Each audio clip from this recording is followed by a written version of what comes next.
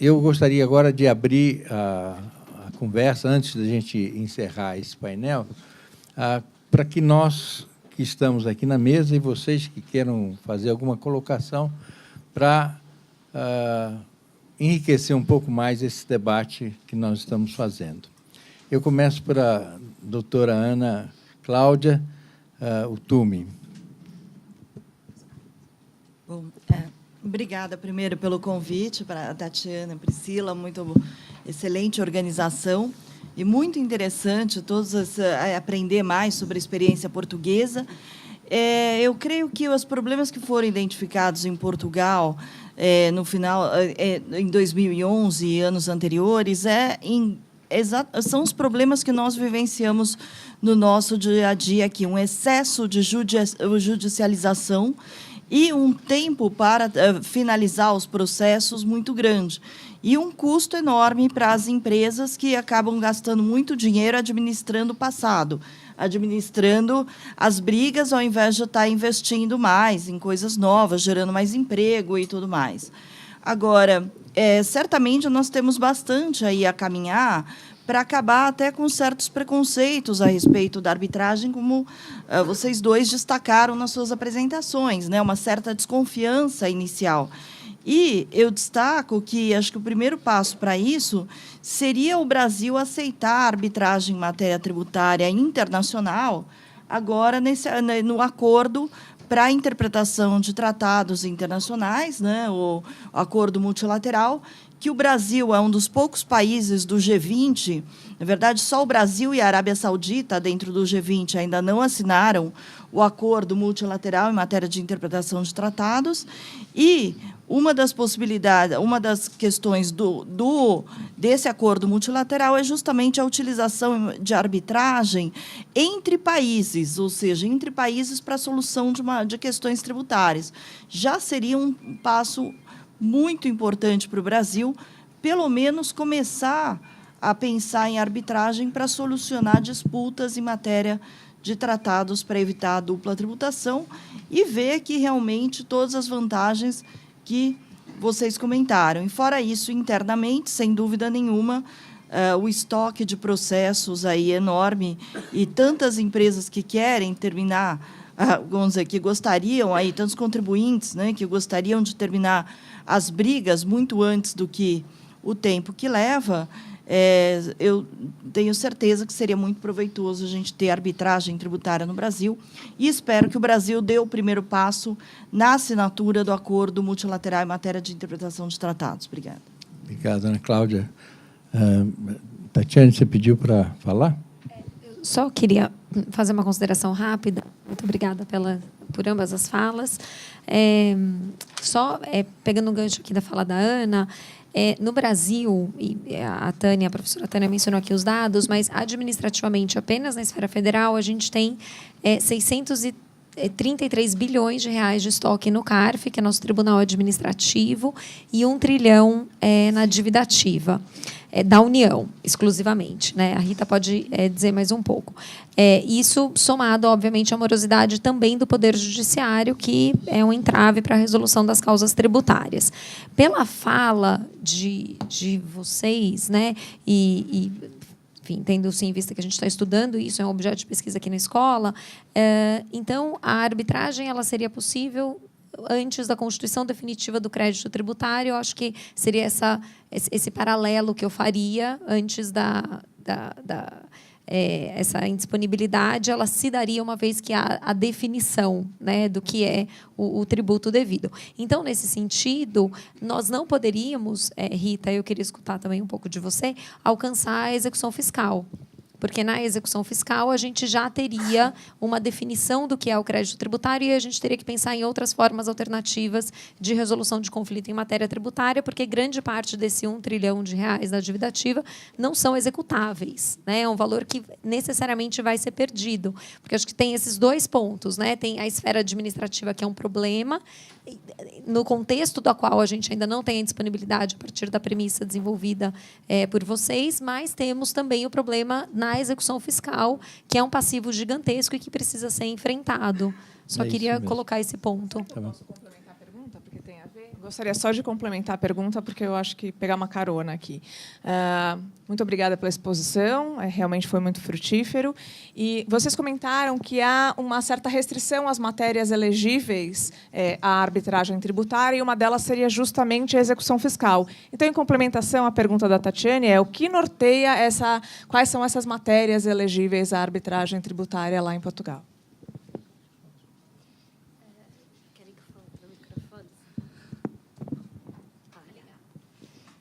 A arbitragem em matéria tributária em Portugal foi concebida, legislativamente, como um meio alternativo só à impugnação da decisão arbitral, só a parte declarativa. Não foi concebida como forma alternativa ao processo de execução fiscal. Precisamente porque, no nosso caso, o problema maior colocava-se ao nível da impugnação judicial e não tanto só da execução.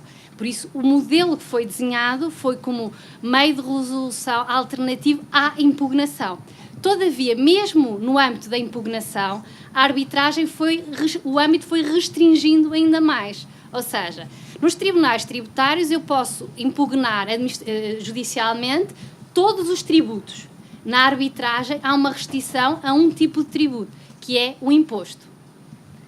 Isto por força da conjugação de dois normativos. Nós temos uma norma na lei de arbitragem, que é um decreto-lei de arbitragem, nós chamamos carinhosamente de REJAT, porque tem um nome muito comprido, que é o Regime Jurídico de Arbitragem em Matéria Tributária.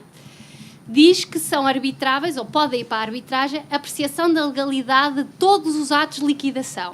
Mas depois, no artigo 4º, diz que a autoridade tributária pode restringir o âmbito da sua vinculação à arbitragem, nomeadamente em relação ao tipo de tributo. E numa primeira fase, a autoridade tributária aduaneira portuguesa só se vinculou à arbitragem em relação aos impostos administrados pela autoridade tributária aduaneira. O que quer dizer que na categoria dos tributos, taxas e contribuições ficaram de fora da arbitragem. Por isso, nós só temos na arbitragem, e é por isso que a análise dos números tem que ser articulada com delimitação, recorte muito fino do âmbito de competência. Para a arbitragem só podem ir os processos de impugnação, de atos de liquidação, de impostos, cuja utilidade económica, cujo valor seja igual ou inferior a 10 milhões de euros. Por isso, só neste âmbito, aquilo que o Dr. Nuno referiu, é o âmbito concorrencial. Tudo o que sejam taxas, contribuições setoriais e direitos aduaneiros estão fora da arbitragem. Seja por força da delimitação do âmbito, seja por força da delimitação da vinculação. E como foi construído, foi desenhado como alternativa à impugnação judicial, tudo o que sejam ações para reconhecimento de um direito estão fora. Toda a parte de processo executivo, embargos, está fora. Processos cautelares, fora. Tudo o que seja ações para, nós chamamos a apreciação de atos em matéria tributária, por exemplo, reconhecimento de uma isenção, está fora. Só são arbitráveis as questões relativas à apreciação da legalidade de atos de liquidação de impostos administrados pela autoridade tributária aduaneira, ou seja, se forem impostos não administrados pela autoridade tributária aduaneira, também estão fora. Só há 1 ou 2 casos em Portugal, muito recentes, que são posteriores à lei de arbitragem, mas pronto, já existem, que é, por exemplo, no nosso caso do imposto sobre o jogo online, que é uma questão recente, mas que é administrado por um instituto público e não por a autoridade tributária aduaneira. Essas matérias estão fora. Ou seja, eu costumo ter um gráfico em que vou desenhando circunferências, que é o âmbito de competência dos tribunais tributários em matéria de impugnação, e depois retiro as matérias que estão fora e ficamos com um círculo muito pequenino de matéria concorrencial. E dentro desse círculo pequeno de matéria concorrencial, nós conseguimos, de facto, ter esses números que em 4, na matéria concorrencial, 1 vem para a arbitragem. Há a limitação que é uma das críticas que neste momento nós fazemos após a consolidação do regime, é que muitos processos, nós temos muitas questões prévias de limitação do âmbito de competência. E também em razão do valor, porque o legislador, por um lado, facilitou, simplificou a possibilidade de acumular processos. Por exemplo, nós não podíamos ter processos de imposto de renda e de imposto sobre o valor acrescentado, que é o nosso imposto sobre as transações. Não podíamos ter acumulação nos tribunais do Estado e na arbitragem podíamos. Só que depois restringiu no valor. E isso limita muito o âmbito de competência dos tribunais. Obrigado, doutora Tânia. Doutora Rita, um pouco da sua visão de poder público. Olha, eu estou estudando bastante o tema, li, né, eu consegui ler até o presente momento, os livros que eu li. Nossos problemas se parecem em alguns pontos com o problema de Portugal, mas o problema brasileiro é mais complexo. Né? O SOS, que foi diagnosticado no slide, está bem adequado à nossa realidade. Com relação justamente ao objeto, né, fixar as matérias que poderiam ser resolvidas pela arbitragem, aí a gente já se distinguiria muito da portuguesa, porque, por exemplo, a execução fiscal, que o nosso grande problema de volume se concentra na execução fiscal e estaria fora.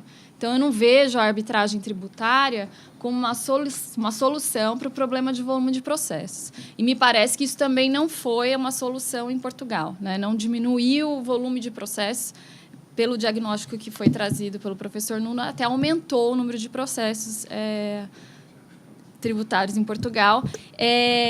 E isso também tem muito a ver com o aumento da carga tributária. Sim, Quanto claro. mais se aumenta a carga tributária, menos as pessoas conseguem pagar em dia todos os tributos, e aí isso vai gerando os processos.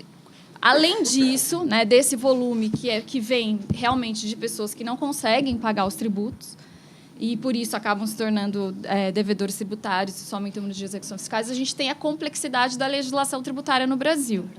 Tanto que o projeto de lei, né, que eu estou em mãos aqui, que foi me enviado pelo professor Heleno, no artigo 2º do anteprojeto de lei de arbitragem tributária, diz que a arbitragem deve ser utilizada quando houver dúvida objetiva e razoável sobre questão de fato ou de direito, de evidente indeterminação, verificada nos casos em que os textos normativos não permeiam adequada exatidão sobre as hipóteses alcançadas ou sobre os procedimentos exigidos e requeiram conhecimentos técnicos especializados para sua compreensão.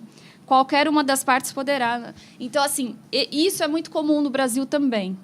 A gente tem legislações muito complexas e que existe realmente dúvida objetiva e razoável, tanto por parte do FIS como por parte dos contribuintes. E eu tenho tido a oportunidade de acompanhar várias mesas de debates aqui na FGV, e a gente vê que essa é uma tendência que a gente vai ter que enfrentar com as novas tecnologias. Então, são questões cada vez mais complexas que chegam na seara tributária.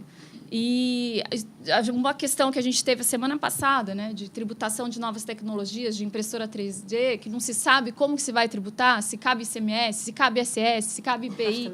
Então, assim, nós temos várias questões tributárias complexas pela frente. Então, eu creio que, talvez, no Brasil, o âmbito de aplicabilidade da arbitragem tributária realmente não seja amplo.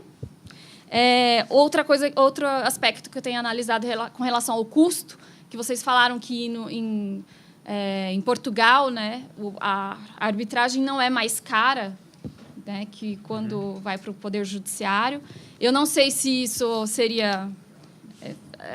se essa seria a realidade brasileira. Hoje, que a gente tem de referência, né, a arbitragem na área empresarial, e é muito mais caro do que no judiciário. Né? São para grandes empresas, para questões realmente muito complexas, não é para resolver litígios pequenos, não é para processos de pequeno valor. Né? Que isso realmente... A gente tem esse problema de contencioso de massa que vocês têm em Portugal, com processos de pequenos valores, a gente tem contencioso de massa de grande escala. Porque tudo se torna praticamente contencioso de massa em matéria tributária. Mas, né? doutora Rita, uma pergunta só que eu queria fazer. O que essa complexidade toda vai ao judiciário? Por que ela não poderia ir também para um tribunal arbitral? Então, eu acho que é viável, mas eu acho que vai ser não para todos. Eu acho que vai ser realmente no início, né? Pelo que eu tenho visto, seria assim para casos realmente complexos, que seriam pensados para tentar resolver, para o que poderia, a longo prazo, reduzir a litigiosidade. Então, quem sabe, como eles falaram, que na arbitragem portuguesa estão sendo resolvidos conflitos muito antes deles chegarem no judiciário. Então, talvez isso seria uma coisa importante no Brasil, uma coisa de se destacar, de antecipar, né, questões muito complexas. Agora, também outra dúvida que me surge com relação à constitucionalidade ou inconstitucionalidade de determinado tributo, que são problemas que a gente enfrenta no Brasil e que começam pequenininho e depois, como fica muitos anos no judiciário e a mudança de requerimentos dos tribunais... Isso acontece. Como, por exemplo, o ICMS na base de cálculo do PIS/COFINS, né? Engasga, exatamente. Ficou tantos anos e muda de entendimento. Eu não sei se a arbitragem poderia resolver esse tipo de problema, né? Então, assim, nós temos várias questões para se pensar, mas não envolvendo em conflitos complexos que não envolvesse a constitucionalidade, que envolvesse, por exemplo, qual tributo que deveria ser cobrado naquela determinada operação. Eu pensei justamente no caso da impressora 3D. Talvez esse problema poderia ser resolvido pela arbitragem e se pacificasse a solução desse conflito na esfera fora do Poder Judiciário e talvez isso evitasse a litigiosidade. Mas aí a gente depende de vários fatores. Também é necessário melhorar a mentalidade, né, no Brasil para que reduza... A gente tem que trabalhar com várias medidas. Eu creio que... Eu estou aqui estudando arbitragem tributária com muita boa vontade, porque eu creio que a gente tem que estudar várias alternativas para diminuir o contencioso tributário no Brasil.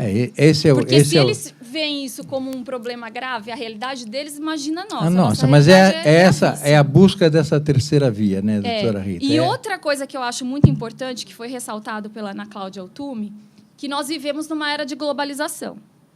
E o Brasil, ele realmente está muito prejudicado se for comparar com países da Europa.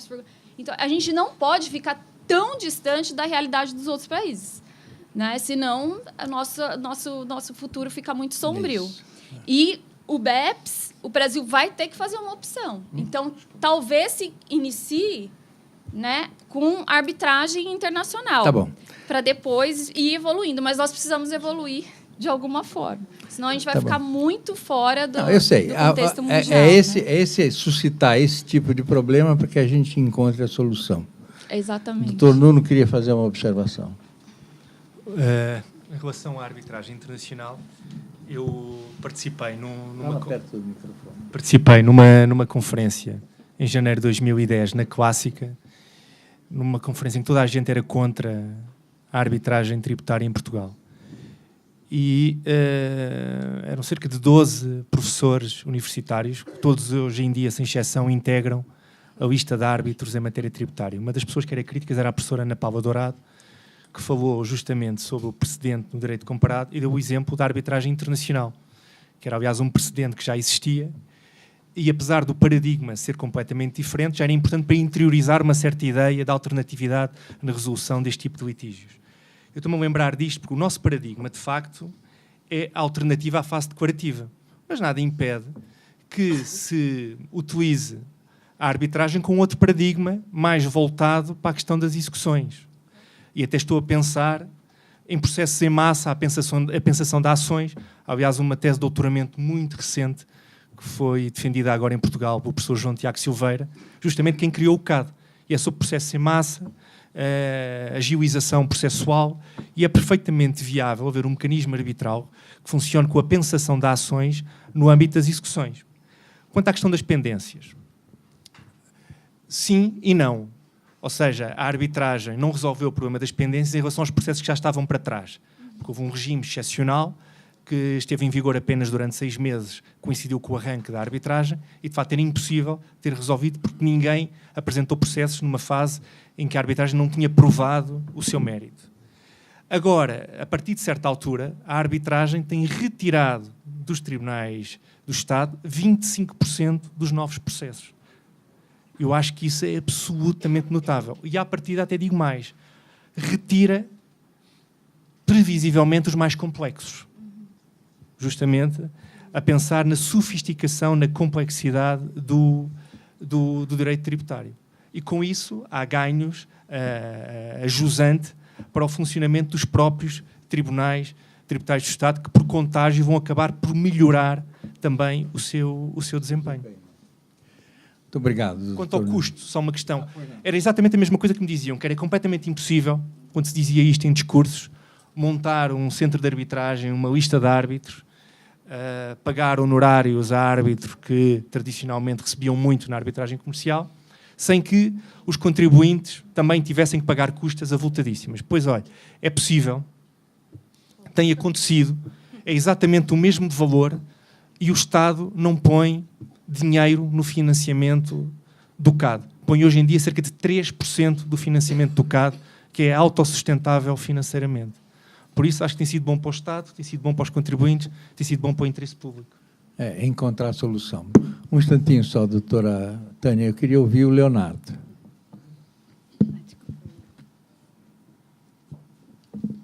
Com a brevidade possível, que nós estamos já atrasados. Lógico. Só um bom dia a todos e muito obrigado, Tatiana, pelo convite. Estão todas aí de parabéns pela essa organização. Portugal realmente não resolveu essa questão do problema judicial e a arbitragem não vai resolver isso, né? O contencioso realmente, principalmente a execução fiscal, vai ficar de fora. Acho difícil termos uma arbitragem para substituir os embargos devedor. Tá? O fato é que o modelo português ele criou um substitutivo da ação anulatória e de um mandado de segurança repressivo. Não temos ação declaratória com a finalidade da arbitragem, nada disso. O que eu acho interessante dos números de Portugal é o seguinte: a questão das custas fez com que o contribuinte, muitas vezes a pessoa física, conseguisse resolver aquele problema em 4 meses da constituição do crédito tributário. Né? Isso, numa realidade brasileira, seria quantos mil ou centenas de processos que estão no CARF, que discutem valores abaixo ali, no caso do não prioritário, que é de 15 milhões de reais, poderiam levar essa questão para a arbitragem e resolver aquilo de uma forma muito mais ligeira. Né? Ou quantas pessoas não pagam o tributo para... Eu não vou ficar decidindo essa questão anos e anos e anos, eu pago o tributo e resolvo minha vida. Realmente, a arbitragem tributária em Portugal ela resolveu esse problema do pequeno. Até 60 mil euros, 66%, até 250 mil euros, ali uma faixa de 18%. Ou seja, 85% dos processos são decididos até 250 mil euros, que corresponde ali a R$1 milhão. Né? E 60 mil euros corresponde a 66%. Então, um volume muito grande de processos que poderiam eventualmente não estar, não iriam sequer para o judiciário, ou pelo menos poderiam sair do processo administrativo, seriam resolvidos na arbitragem.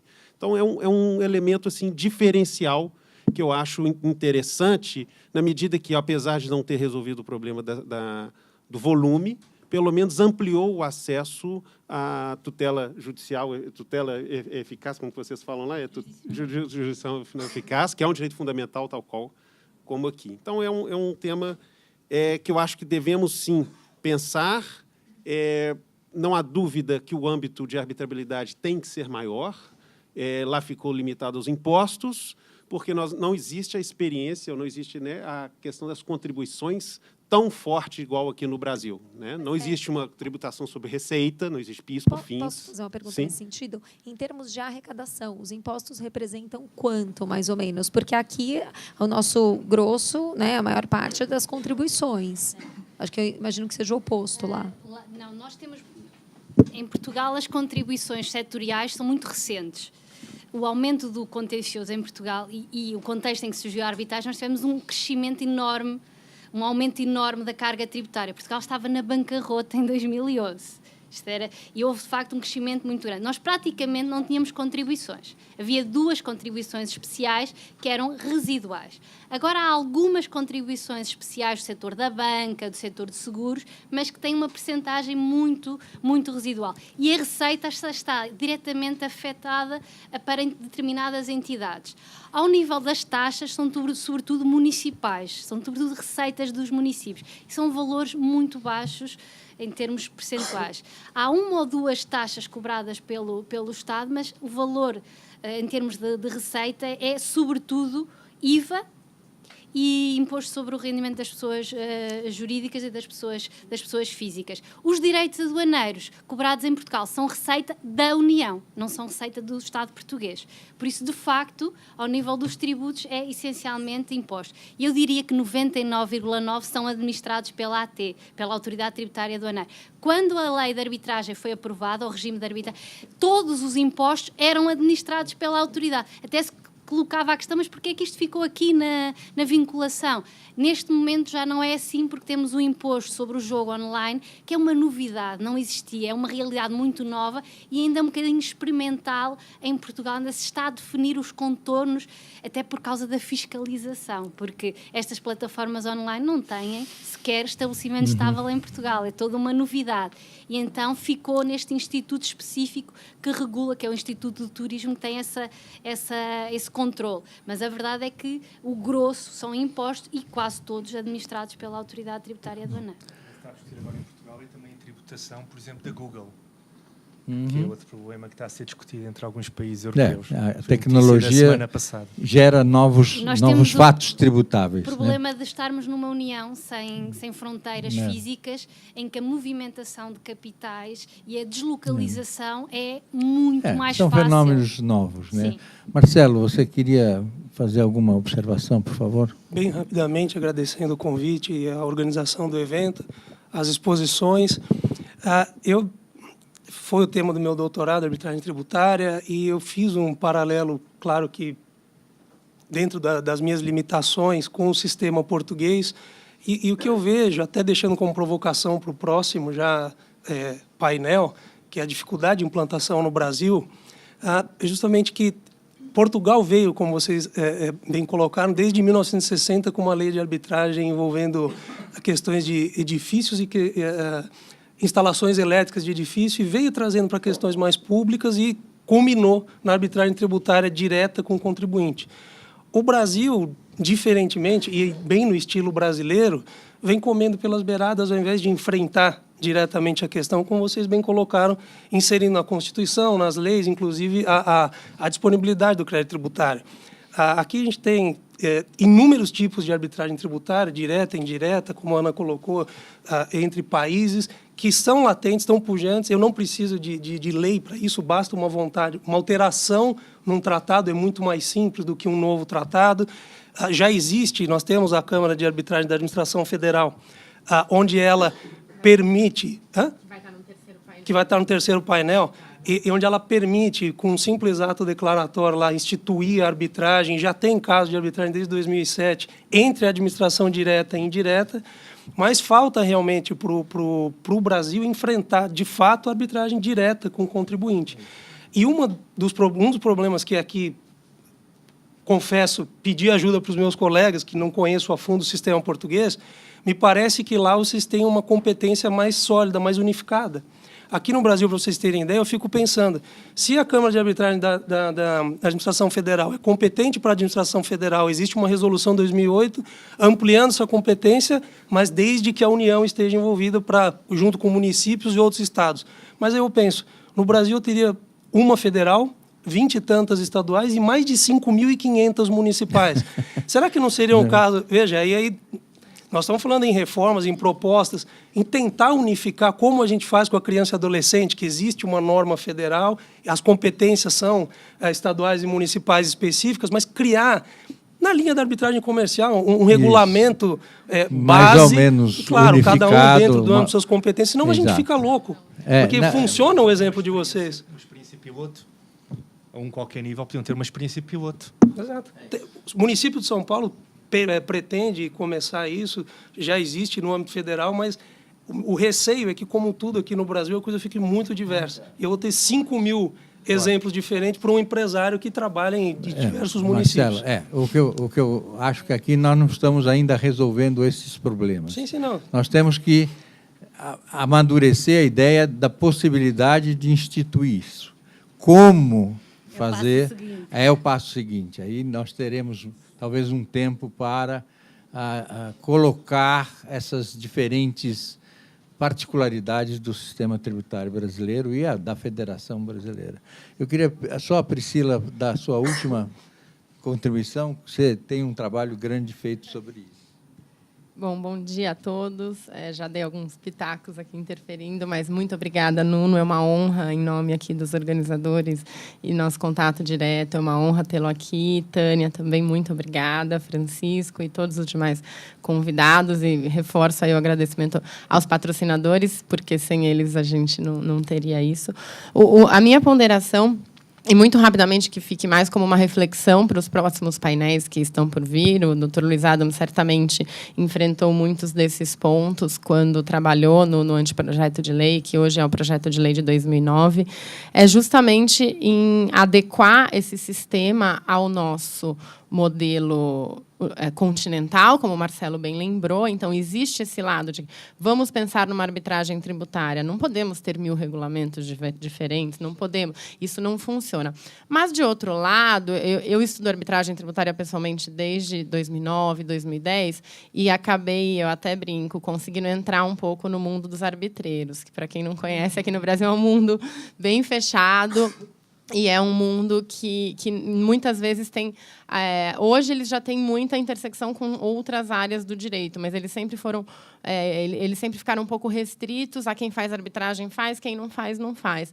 E um dos pontos que tem sido muito comentado, até mesmo pelos avanços aqui no Brasil, a nossa arbitragem com a administração pública já está relativamente avançada, e a gente, inclusive, tem tido algumas leis pontuais sobre, por exemplo, arbitragem em contratos de concessão portuária. Então, existem algumas normas já bem direcionadas para algumas grandes áreas do direito administrativo, e a gente por óbvio, houve muita discussão nos tribunais judiciais sobre a possibilidade ou não da arbitragem com a administração pública, e o relato que a gente tem ela acontece há muitos anos, mas em 2015 a gente teve uma mudança na nossa lei de arbitragem, permitindo expressamente a arbitragem envolvendo a administração pública, e muito embora o discurso na época fosse, mas a jurisprudência já permite, nós não precisamos ter uma mudança de lei.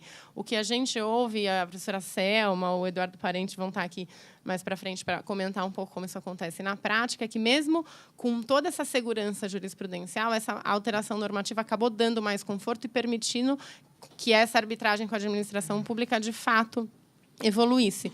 E uma preocupação que eu vejo muito constante de quem faz arbitragem com a administração pública se você tem um regulamento e se você tem critérios muito fechados, você foge da natureza da arbitragem.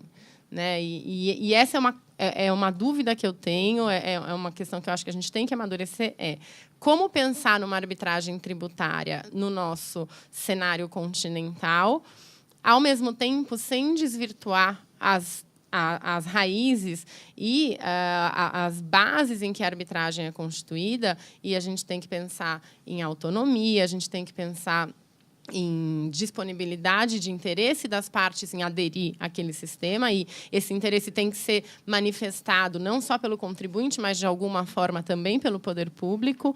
Então, existe essa questão de eu abro mão, né? Eu falo um pouco disso no meu livro. Escolher a arbitragem não é dispor do crédito tributário, é sim abrir mão da solução judicial estatal para solucionar aquele conflito. E essa opção tem que ser feita por ambas as partes. E eu tenho uma grande preocupação, que é justamente como fazer um regulamento que não desvirtue a natureza da arbitragem, como criar um sistema que não desvirtue a natureza da arbitragem, considerando esse nosso cenário continental, com 5.000 municípios, com uma União Federal que, e eu acho que o pessoal da União sabe muito bem, uma coisa é estar na Procuradoria aqui em São Paulo, outra coisa é estar na Procuradoria no Amapá, outra coisa é estar na Procuradoria no Acre. São muitas realidades, mesmo pensando na União Federal. Que se falar, a gente brinca aqui no Brasil que tem algumas esferas do judiciário que fazem citação por toco. Né? Então, são as comunidades ribeirinhas, que o oficial de justiça chega com um pedaço de madeira, escreve qual é o objeto da ação judicial no toco, ele cruza o rio, a comunidade ribeirinha vai lá, faz uma assinatura com a pedra e devolve o toco que veio a citação por toco. E, de fato, a gente tem realidades que certamente esse é um exemplo Mas eu acho que é um grande desafio e a gente vai ter que conversar muito, Rita. A gente vai ter que conversar com os russos aqui. Eu digo, como advogada, vamos ter que sentar, Rita, Juliana, com a Procuradoria. Eu posso só acrescentar uma coisa? Eu cheguei aqui, eu estava dando aula, cheguei no meio aqui cheguei chegando, tentei aqui, vou na próxima mesa. Mas, assim, eu queria acrescentar só uma coisa que a professora colocou, que você falou assim, achei muito interessante, né? Eu devia 5 euros por conta de uma taxa, de um pedágio, 2,25, e isso eu preciso cobrar e tal. E eu sou professora aqui, mas sou procuradora também da Fazenda, e, assim, valores baixos, nós já temos um sistema de seleção desses créditos para evitar ou tentar diminuir esse contencioso. Quer dizer, será que isso não é o caminho de se pensar numa arbitragem para isso? Então, eu coloco esse ponto só para... Todos esses pontos são o como, né? Mas eu acho que a gente tem que resolver o quê? Nós temos que ter eu não tenho a menor dúvida que a vontade do Estado vai estar expressa numa lei. O contribuinte, que é a solução portuguesa, é que tem a opção. O Estado já disse, eu aceito a arbitragem, se o contribuinte quiser. Então, a opção, o acordo de vontades, já está definido e não desvirtua a natureza da arbitragem propriamente dita. Agora, há muitos comos que ainda precisam ser discutidos, amadurecidos, essa questão dos 5.000 e tantos municípios. Portugal resolveu com uma Câmara. Portugal resolveu com uma Câmara. Vocês não têm 5.000 municípios, mas têm centenas deles. Então, o que eu quero... a diversidade dos sistemas, né, no nosso sistema federativo, traz essa perplexidade, mas há que ter uma solução, Marcelo. Porque, se a gente não encontrar uma solução, nós vamos ficar patinando eternamente nesse contencioso que eu peço toda a vênia para a doutora Rita e outros procuradores, o Luiz Adams, que batalhou com isso anos e anos a fio, que nós precisamos resolver. Ou nós temos a coragem de enfrentar isso e a disposição e usar o conhecimento, tanto dos nossos irmãos portugueses, quanto a inteligência tanto da comunidade arbitral, que não é tão fechada assim como a Priscila falou, quanto da comunidade tributária, nós temos inteligência suficiente para focar em resolver os problemas vários que uma inovação como essa vai certamente poder trazer. Eu queria Nuno, só vou te passar a palavra. Mas eu vou conceder a palavra ao Nuno, porque é o nosso convidado especial de hoje, mas eu queria pedir a vocês, vamos interromper agora, por causa do avançar da hora, nós temos o segundo painel, eu vou pedir a vocês, depois da fala do Nuno, a gente vamos tomar um café, levantar, esticar a perna um pouquinho e voltar para o segundo painel. Eu posso só deixar uma questão no ar? Porque ele comentou na palestra dele, com relação ao conflito de decisões arbitrais a respeito de uma mesma matéria, né? Em Portugal, vocês têm a possibilidade de ter o recurso para o Tribunal Constitucional. Esse Tribunal Constitucional ele também tem como finalidade essa uniformização? Não, esse é o Supremo Tribunal Administrativo, que é para a oposição de julgados. Então, existe um mecanismo de uniformização? Porque a ideia é que a cúpula do sistema do sistema judiciário, defina aquilo que é o direito aplicável. O problema é que não há, neste momento, decisões do Supremo sobre as matérias que são objeto dessa oposição de julgados, porque é muito moroso o processo no judicial. Ou seja, está pensado e está concebido na lei, mas não funciona na prática. Mas eu queria aqui deixar só 2 notas. Eu também tenho a ideia que a comunidade arbitral, ou arbitreira, é muito fechada, é muito hermética. E a arbitragem tributária em Portugal também foi uma pedrada no charco da comunidade arbitral. Porque há muitos anos que a comunidade arbitral portuguesa era muito ativa, só que eu diria que o número de processos era relativamente reduzido. E havia, de facto, poucos verdadeiros especialistas de arbitragem comercial em Portugal. O maior de todos, o José Miguel Júdice, depois também Agostinho Pereira de Miranda, vários. mas não havia assim uma projeção pública disseminada da arbitragem. A arbitragem tributária, que segundo alguns também nem é arbitragem nem é tributária, é de facto um pouco diferente, porque não tem tanta flexibilidade quanto a arbitragem comercial. Depois, quanto à questão da disponibilidade e ter que ser sempre uma arbitragem voluntária e não necessária, essa questão é de facto muito importante. O Estado, na arbitragem tributária, não está vinculado pela lei. Está vinculado por um ato intermédio, que é uma portaria, em que define o tipo e o valor máximo dos litígios abrangidos. Ou seja, é uma manifestação de vontade do Estado, que também não nasceu de geração espontânea. Foi também replicar a experiência da arbitragem administrativa do CAD. Porquê? Porque quando foi criado o CAD para a resolução de litígios da função pública, os ministérios vinculam-se individualmente ao CAD, através de portaria, designadamente o Ministério da Justiça. E essa portaria é a manifestação de vontade de cada ministério em aderir ao CAD. Nós temos, por exemplo, o Ministério da Educação vinculado ao CAD, o Ministério da Cultura, o Ministério da Justiça, e todas as matérias são diferentes. Todos os limites de valor são diferentes. Ou seja, é a manifestação de vontade do Estado. Por isso, esta arbitragem, até para o Estado, é voluntária. Só que, pela natureza das matérias, tem que se vincular antecipadamente para um conjunto de litígios, porque não poderia ser caso a caso, não poderia ser nunca casuístico nestas matérias.